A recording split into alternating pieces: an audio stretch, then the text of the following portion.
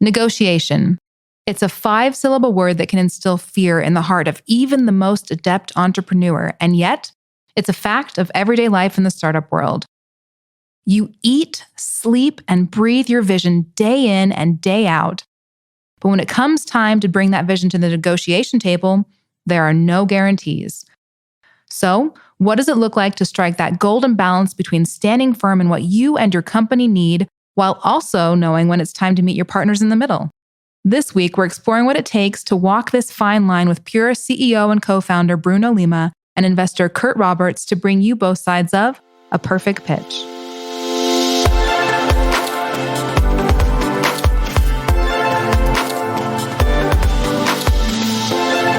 What is Perfect Pitch? It's a podcast from Kickstart that reveals the minds of both investors and entrepreneurs throughout a startup's journey.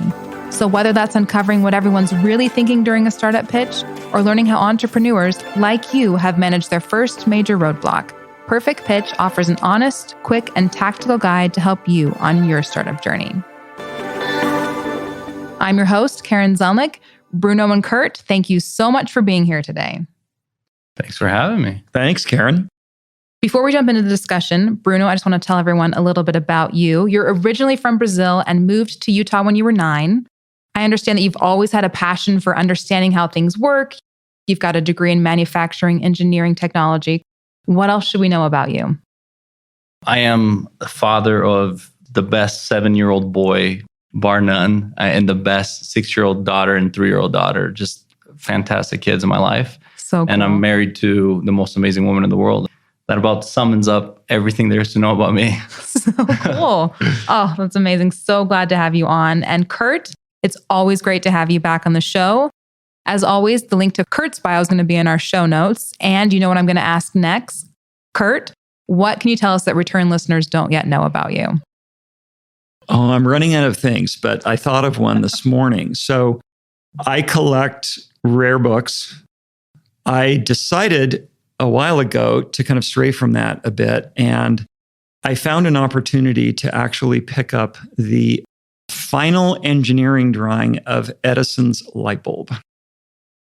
Wow. What? So one of the things I love about some of the things I collect is choosing things that have had a significant impact on the course of sort of history. And entrepreneurship is about taking failure in stride.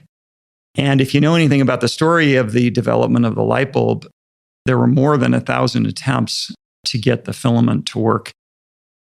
And once they figured out how to do it, the lead engineer on the project then wrote the engineering drawing of what the final design was. Wow. And I own that drawing.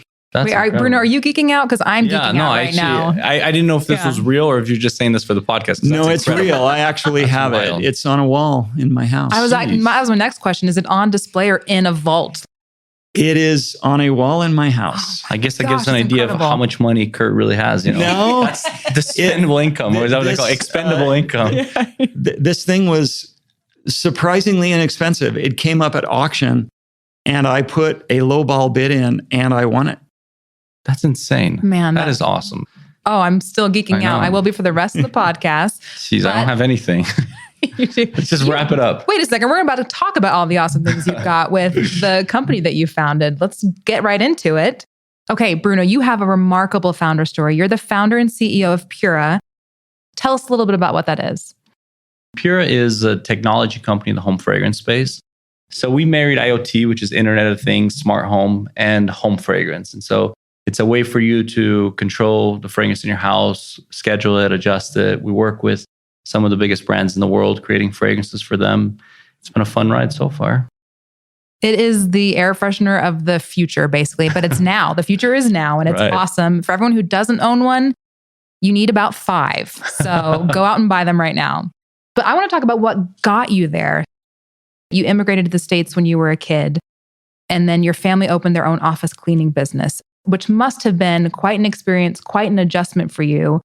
Could you walk us through that? When we first moved here, I was 9. None of us spoke English.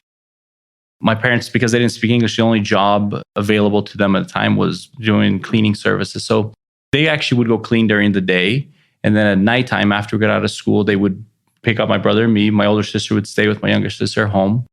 And then we would go clean. We would clean, taco time. I've cleaned car dealerships, schools. My father actually couldn't afford to go to school. This is why we came to the US, was like to get an education. So he convinced the school to allow him to clean the school at night so that he could study for free. We'd clean till about midnight. My brother and I would fall asleep in the car. My parents would keep cleaning till about 4 or 5 in the morning. When we got home, they'd lay us in bed. And then I'd have to wake up at 7:30 or something. This was, third grade. I'd wake up, make my breakfast, and then walk to school. I know it sounds like oh my gosh, but it's like we had an amazing, amazing childhood. Like my parents, they really sacrificed everything they could to give us this lifestyle. We're going to be in the United States. It's going to be safe. We don't have to worry about you getting kidnapped. We came from a little more dangerous place in Brazil. So this was heaven, right? We had to work a lot, but it didn't feel like work. It was a great experience growing up, to be honest. So much respect for your parents. The work ethic is just really inspiring. And because your parents weren't fluent English speakers, the responsibility of negotiating contracts was put into your hands, as I understand it. At first, none of us spoke English, and it was a nightmare. We'd cry, and when we go home, when do we go home? It was always the question we'd ask. But eventually we learned some English. So we became my parents' translators, right, for everything. If you meet my mom, and anyone that has, you know that she's the best negotiator in the world. My mom is ruthless. She is incredible. She's amazing. So when we first moved here, we moved to Sandy, Utah, a suburb in Salt Lake City. And Sandy City would have this trash day where everyone would put out larger pieces of furniture. So my mom would wake us up in the morning. We'd get the minivan and we'd go through people's trash essentially in front of their house, and we'd pick up all the good articles, the good dressers, pieces. The items that we thought was worth some value. And then what we would do is we'd take it back to our house and we'd do a garage sale and we'd sell it back to the community, right? And so it's my brother and I, my sister at the time, we would be the ones that would be negotiating and selling to the people that would come to buy stuff. How old are you? So at this time, I was probably 10 or so. And you're negotiating the sale of items you've pulled out of the garage. Yeah. Or out of the trash. Out of the trash, now from your home. Because this would go on for about a week where you could pick it up for a different house. So we would run this week long until one of the neighbors complained to the city that's like, this is a business. They're running it every day. And then so the police that would come be like, you guys can only run garage sales on Saturdays. But it was good money. It was really, really good money. Wow. Yeah. So how long did it take you to start feeling comfortable negotiating? I don't think I ever noticed I was uncomfortable. So at one point, my mom used to work with telemarketing service. They would give her, like these little prizes, what are Xbox, PlayStation, different things for like hitting different awards, different things. It was, I have to go to Walmart and return these things. To this day, my wife jokes, I'm like an expert return guy. So she'll buy something at Sephora or Ulta and she's like, this is a no return policy. It's like, you're like, I'll take that back. I will return. And she's always like, why did they let you do it? I'm like, babe, it's learned years of returning items. I've returned so many things. It's unbelievable. It is everyday life. It didn't feel like uncomfortable. It's just like, this is what you got to do. Go do it. It's like, okay. So. Oh my gosh. And Curt, how have you seen Bruno's negotiation skills impact his business? So I met Bruno and his co-founder, Richie, in the Provo area for lunch. And over lunch, we're sort of talking about the business. And I thought, this sounds kind of interesting enough to spend some more time on it. I thought, these guys are going to have a hard time raising money. There's hardware and there's technology risk, and none of them have any experience in home sense. I thought, this is not going to be easy. So I sort of felt that as we went into the point where we're going to negotiate, that I had all the leverage. And Bruno made it clear. Maybe you didn't. Bruno made it very clear that I had no leverage whatsoever. Okay. He was willing, with the confidence, to step forth and say, my company is worth this. At some point, we hit a number where he was not going to move. And we had a conversation as a team here at Kickstart, and there was not unanimity as a team. I remember that conversation. We should invest in this company. In part because the number was so high. It was like, why would anybody pay this much for this company? And I literally left a conference room where we were discussing as a team whether or not we would even do this, to Bruno waiting in the reception area to a conference room right next door to tell him yes on his number. It was, for me, not a no-brainer. But I think it was an illustration in part of Bruno's ability to have not just negotiating confidence that's not based in substance, but a willingness to really believe in the opportunity he's presenting to the people on the other side of the table and to not flinch. So was it the not flinching that got you over the hurdle of not being fully convicted, but willing to take the leap? To some degree, I think it honestly was, in my view, more of a belief in the size of the opportunity, that these guys were pursuing something really, really interesting. And the product was actually working, that it did what they claimed it would do. And a ton of confidence in Bruno's ability to go out there and strike business deals with partners that in all probability, most companies would have no right to expect. You could see some early signs he was doing it. And because of that, I thought, this is a team I can believe in. Bruno, what were you thinking on the other side? Literally on the other side of that wall, actually. Yeah, it was just right there, just down the hall. Honestly, to me, negotiation's simple. If you truly, truly believe in what you're selling and you find a plan B, which I always do, you can be confident. You can sit down and you say, listen, this isn't my only option. I know what I'm telling you is true. I know this is a win. If you walk away, I'll go with something else. And you sell yourself on that plan B. Most of the time, you'll get your plan A. Because it's one thing to fake it and BS it and just lie, which I feel is incredibly unethical. And I don't do that. But it's very different when you truly do believe in your business or you do believe in what you're selling. I think that is such an awesome takeaway, is the always believe in your plan B. What a great tip for everyone listening. I want to know, what other tips do you have on negotiating successfully with VCs? I shopped it. I went to many different VCs before I even came to Kickstart. I mean, even when I came to Kickstart, I shopped with other VCs.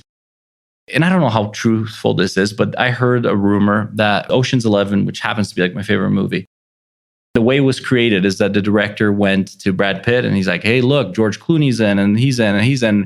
He's like, oh, of course I'm going to jump in. And he did the same thing. He jumped on another one. Hey, he's in his. And so you basically sell everyone else on the vision. And so there's a lot of that in the VC world that you can do. You just find one party that's interested in investing enough to give you that leeway that you can go to everyone else and you say, listen, this person's heavily considering it. Do you want to jump in with them? And so the way we did that is we found a strategic partner, which was the fragrance house at the time. And we leveraged that as our strategic partner and leveraged that as a strategic investor. And so we got enough VCs that were kind of interested, and we went back to the fragrance house who was interested but hadn't signed yet. And now we're like, now we have all these other VCs. You just kind of do the Ocean's 11 approach. I think works really well with VCs. So good, everyone. Take notes, the Ocean's 11's approach. And Curt, from your perspective, what are some other lessons they could take away from the way Bruno handled the situation? I think it is very important to reinforce one thing that Bruno said, which is your plan B needs to be a real plan B. We see hundreds of companies every year. We've seen every attempt and approach to negotiation that you can imagine. And I think we have both a good sense in substance and in intuition about whether options are real or being faked. Bruno was specific enough about his alternatives that he would have had to be very bold in asserting a lie in order for that to not be true, right? So he was specific enough with who else was looking at the company that I think I had a sense that there was real substance behind it. But just to reinforce, make sure your plan B is real, because if you do try to fake it, an experienced investor will figure that out quickly. There's no faster way to burn your bridge with VCs than lying. No, I think that's exactly right. Every entrepreneur will try to create fear of missing out. That's natural, because momentum can materialize very, very quickly if there's a sense that, hey, if I don't do something fast, I might lose it. I had the sense, I guess, with Bruno, that my own background, having worked in consumer and developed an Internet of Things device in a prior stage of my career, I had a sense that we probably had an advantage And I also had a sense that the rapport between Bruno and myself was developing pretty positively. And so I didn't have to just accept a price on the assumption that he was indifferent, but I still had to have a sense that his plan B was legit. Otherwise, I could have taken more time on it, really spent more time on diligence, have him and his team prove 2 or 3 more months of operating history. But I felt he was being honest with me. And so we needed to take a leap or pass. So what I'm taking away is, Bruno, be fully convicted, have a plan B you really believe in, and the don't of negotiating is just don't lie. Right. Okay. Yeah, simple. Okay, Right. great. Right. That's great. Bruno has used this ability to negotiate in every single facet of the business. The round size that Bruno raised from us was pretty typical for a seed round, not particularly large. This is a company that builds a physical product. They have to own inventory. There were a bunch of reasons to believe that this would be a very capital-intensive business to build.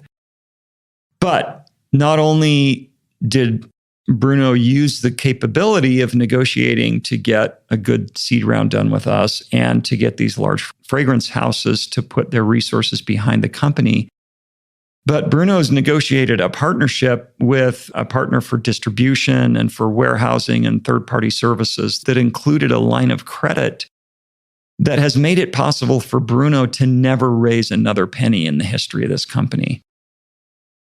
We like to think about in this business what we call a dragon. A dragon is a company that has the potential to return the value of our entire fund just from that one investment. And we make dozens of investments in each fund. I would have never anticipated at the time that we invested in Pura that it necessarily would have the potential to become a dragon, let alone to become a dragon in 18 months. And it already is. For Bruno to be able to negotiate relationships that's made it possible for him to build the company with no additional capital investment to that level of growth and value is unheard of. It's really phenomenal. It's a testament to the foresight of using a skill set in every dimension of the business, not just in negotiating financing, but it's in partnerships and debt capital and logistics providers and all of the things that are required for the business to operate. Okay, so Bruno, is negotiating just like an innate characteristic that we all have to hope we're born with? Or what skills have you practiced in your life that have made you better at it? I think it seems counterintuitive and it may sound stupid, but I think a really, really good negotiator is a humble person. I'm often one of the dumbest people in the room, and I'm okay with that. I don't buy that, but okay. well, I think it's true. And I think as long as you go in with a humility and understanding, like, look, I may not be the smartest person here. And oftentimes when you go negotiate with someone, they tend to think that they are the smartest person in the room. And if you're just asking questions and let them kind of spill it out, you can usually put together an idea that's like, look, this is going to make you this. I mean, when I sat down with Curt's actually a pretty humble dude, and it makes it very, very... Most people would not say that about me. Really? Well, it's like I know you on a different level. I appreciate that comment. That's great. No, it's I actually think that. And with you, right, it was the whole concept. And I sat down with you and I said, look, I know what you want to get out of this, and trust me, this is going to be bigger than you realize. I promise you what I'm going to bring you. You did say that. I literally said, you literally promised me. Yes. That's right. I really knew it. And I was like, I'm not afraid to promise that to you. You could look in my eyes and you could say, this guy's telling the truth because I believed in it. I knew you believed it. Yeah. And so... How did you know it though? Honestly, maybe it's just that I've taken enough laps around the sun at this point that I can sense whether they are trying to use a tactic versus really believing what they're saying. And I really believed that Bruno believed it. I believe that. I always say that a good compromise is when we both leave unhappy. I leave unhappy that I didn't get a $300 billion valuation from Curt, and he leaves unhappy that he didn't get me for $1, right? You know, it wasn't quite that extreme. It wasn't that extreme, but We almost doubled the valuation, right? It was pretty freaking close. From what we were Initially, expecting? yeah. I think certainly based upon any metrics that would make sense for what the company should be worth, I thought I overpaid by 2x. That's about right. Yeah. Hey, what do you think now, huh? I did not overpay. You got a good deal. In fact, Bruno, would you like some more money on those same terms? Thank you. How many times I have to turn down money this year? And as the person that invested in you first, having a founder that doesn't have to waste his time raising money is worth its weight in gold. That's perhaps the wrong metaphor to use because we are talking about investing and earning returns. But I really mean that. Value gets created by running a great company. It doesn't get created by negotiating financing rounds. We've seen over the past couple of years some of what people would have thought would have been the greatest tech companies ever built go down in flames, primarily because those founders were really successful at negotiating financing, but not so great at actually running a great company. Right. And having the luxury of spending all your time on running a great company and not negotiating financing deals, it's a fantastic place for a founder to be. I couldn't agree with more, honestly. And I hated fundraising. I remember I went to one of the trainings that we did executives and we were talking to other CEOs and they were like, I love fundraising. This is one of our events? Yes. Yeah. And I remember saying, I was like, I absolutely hate fundraising. It feels like I'm giving away my children. And they're like, well, if your company's doing really good, then, it's great to go around. I'm like, no, I hate everything that has to do about fundraising because my job is to be running the ship back at home. And rather I'm out and about trying to convince people that my baby's cuter, than others. Yeah. So I hate it.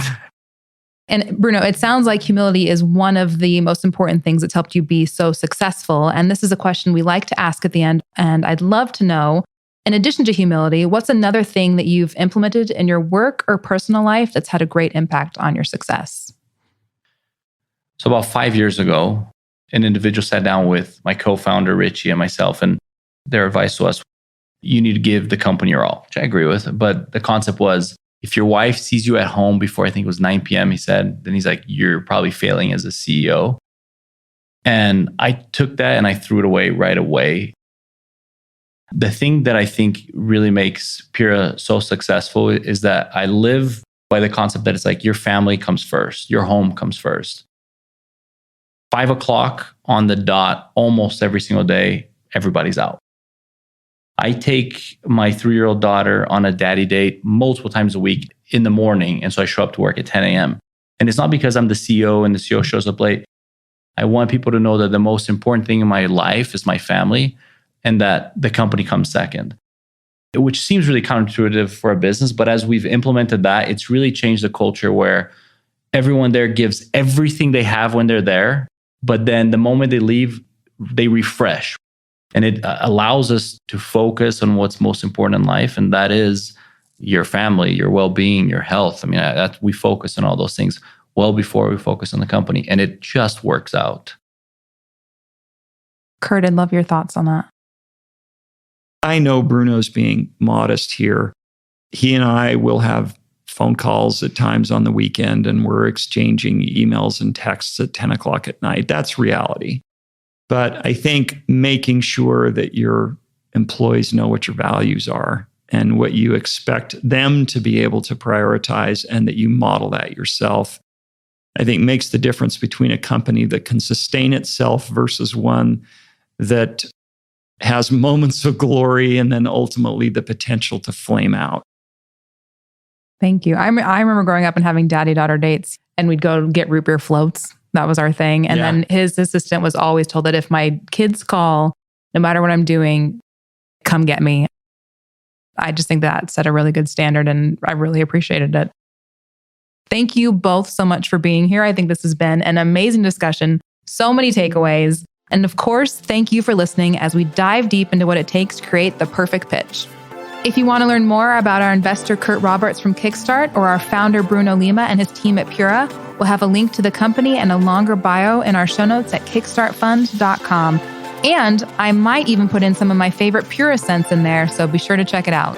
You can listen to more episodes of Perfect Pitch wherever you listen to your podcasts. And if you like what you're learning, leave us a review or rating.